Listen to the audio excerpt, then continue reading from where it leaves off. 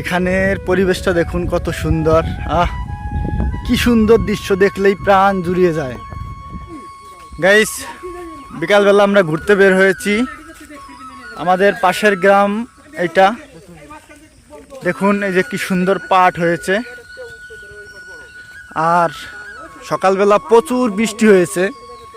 বৃষ্টির পরে চারিপাশটা কিরকম পরিষ্কার পরিষ্কার একটা ভাব, একেবারে সুন্দর।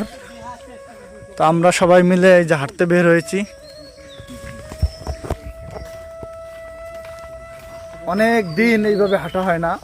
ধান কাটা ছিল এই কয়েকদিন, আর ধানের কাজ করতে করতে আমরা হাঁটা তো দূরে থাক, কোনো সময়ই পাই নাই যে একটু ঘুরতে যাবো এদিক ওদিক। তো আজকে আসলে খুব সুন্দর একটা আবহাওয়া, ঠান্ডা গরম কম। সকালে বৃষ্টি হয়েছে, তো চারপাশটা আমরা এই যে ঘুরে ঘুরে দেখতেছি, রাস্তা দিয়ে ঘুরতেছি আর আমাদের চারপাশ দেখতেছি। দেখুন এই যে বিল, এই বিলে ধানে ভরপুর ছিল, এখন আর কোনো ধান নাই। এই যে একটা চার দেখেন, এই চার দিয়ে কি পরিমাণে ধান আনা নেওয়া করছে, কিন্তু এখন চারটা জলের তলে ডুবে গেছে। জলের তলে ডুবে গেছে, চারের এখন মূল্য কমে গেছে, কারণ ধান কাটা হয়ে গেছে। এখন আর কেউ চার ঠিকও করতেছে না, কারণ ওপারে আর যাওয়া লাগবে না। দুনিয়াটা এরকম, মানে যত সময় প্রয়োজন আছে তত সময় তার গুরুত্ব আছে, প্রয়োজন নাই গুরুত্বও নাই। আর আমাদের এই যে রোড, এই রোডের কি দেখাবো ভাই, কিছু দেখানোর নাই। এক পাশে বাড়ি আর এক পাশে খাল, ঠিক আছে। এই হচ্ছে আমাদের এই এলাকার মানে পরিস্থিতি। দেখুন এই যে খড়ের পালা, আর এই পাশে হচ্ছে এই যে খলিয়ান। মানে যাদের বাড়িতে ধান নেওয়ার কায়দা নেই, তারা প্রত্যেকে এই বাড়ির পাশে এরকম খলিয়ান তৈরি করছে, ওইখানে ধান নেয়। মানে ধানের কাজ শেষ করার পরে খড়ের পালা এইভাবে গাদা দিয়ে রাখে। এই যে দোতকুড়া ব্রিজ, এমন একটা জায়গা, এখানে আমাদের অনেক স্মৃতি জড়িয়ে আছে। এখানের পরিবেশটা দেখুন কত সুন্দর।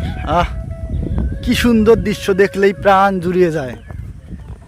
আর এই যে ব্রিজটা, এই ব্রিজের নিচে তখন বর্ষাকাল, অনেক বছর আগে, আজ থেকে আরও প্রায় 15 বছর আগে, এই যে জায়গা, গরমের সময় আমরা রাত 10টার দিকে আসছি।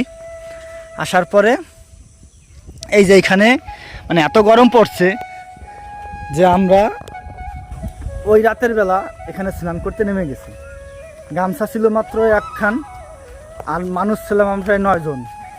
তো 9 জন মিলে সেই মানে রাতের বেলা স্নান করতে নেমে গেছি। এক গামছা দিয়ে আমরা স্নান করে উঠি, মানে পুরো ল্যাংটা হয়ে জলের ভেতর নামছি।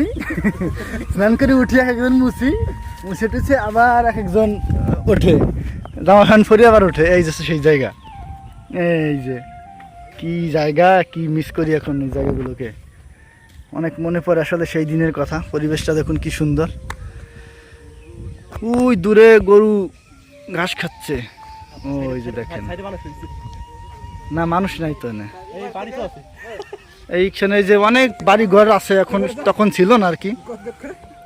এখন এই যে বাড়ি ঘর হয়ে গেছে অনেক। এই বাড়ি থেকে গরু ওই জায়গা যায় আর গদগদ করে খায়, গদগদ করে খায়, গদগদ করে খায়। ওখানে বাড়ি এসে আবার গদগদ করে ঘুমায়। গরু গদগদ করে ঘুমায়।